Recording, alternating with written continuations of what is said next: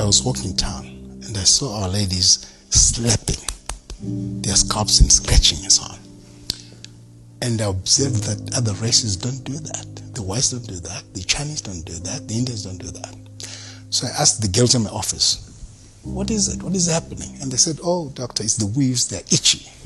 So, okay, educate me. What are these weaves? They said, well, there's 100% human hair, which is Indian, Brazilian, Peruvian, etc., which is quite expensive. And then there's the cheaper stuff, the synthetic fibers made by the Chinese and the Koreans. Now, I traveled to all these countries several times. Korea, China, India, Brazil. So when I was in India, that's when I discovered that if we are family and we lose a member of the family, all the ladies in the family go to the temple where they worship. And they have all their hair shaven off. That hair is a sacrifice to their gods. What hit me personally was I saw those homeless, very poor people, their hair was being shaved off. I saw people I thought were sickly, maybe they had TB or something, their hair was being shaven off. Then, I don't know, some people maybe had sores on their scalp because as they were being shaven off, they were bleeding. So I said to myself, what is this? How did we, black people, end up in this space where we buy this, we actually pay US dollars for this? Now, to make it worse, when the hair is cut off, it falls on the floor. Then you get people, putting little hips and so on. And then they were sorting it out. They were removing worms. They were removing lice.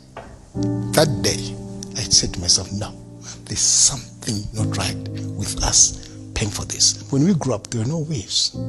So how did this start? Who started it? And who told the black lady that you're not beautiful? To be more beautiful, you must wear this thing. If we go to a restaurant and we have expensive food, and we're eating the food, we find human hair in there, we won't take it, it's contaminated. And if you and I go to Nywele's mother and said, oh, Mama Zara, we're here, we'd like to shave each other's hair, can we do it in your kitchen? She'll say, oh, no, because the hair once shaved off is dirt. You throw it away.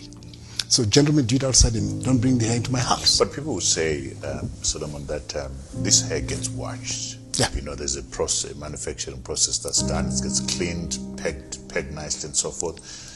Does your point still stand? Yes, it does. I was speaking to a trichologist, somebody specializing, he's got a doctorate in hair and so on. Hair does not die. It's alive. Okay. So somebody commits a crime here and they leave a piece of hair. Even 25 years later, we can catch them because of DNA in the hair. And the trichologists tell us that if hair is in touch with another tissue, there is exchange of genetic material.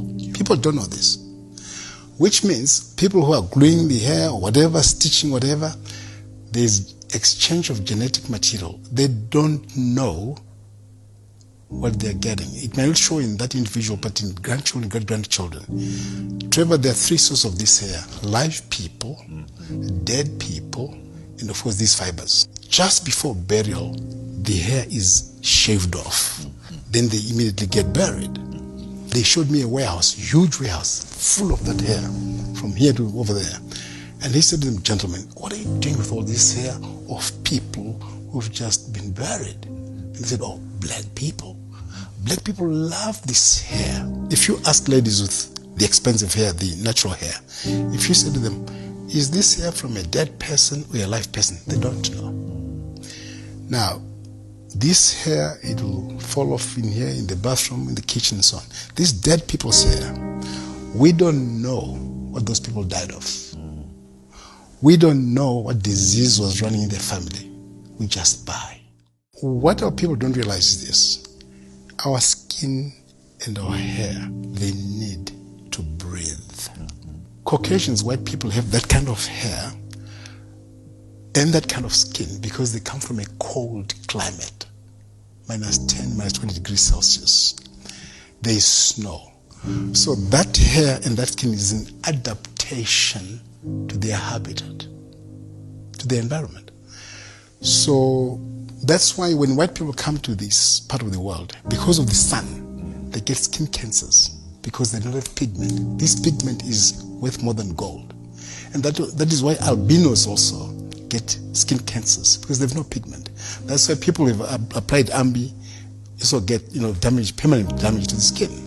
So we buy these weaves or wigs, whatever, and put them on top of our own hair. Now, it means the scalp cannot breathe. Some people keep this for 4 weeks or even longer. What's happening? I said to the ladies, do you know, you get the hair on your scalp, your armpits, your private parts. Wherever there's hair, there's sweating. Could we go for 3 days or 1 week without washing your armpits and your private parts? No, you can't. When we keep sweat for just 2 days, we start smelling.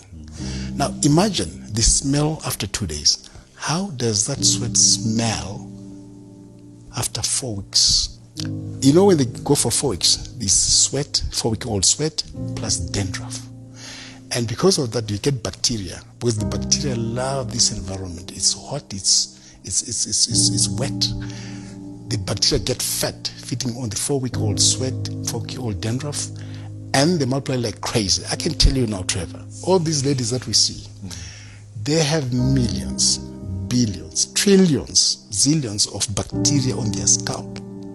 And these bacteria then chew on the scalp, and each time they're doing this, they're touching 4-week-old sweat, dandruff, and bacteria. And they don't wash their hands.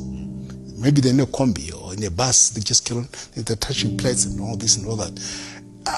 I find it. I want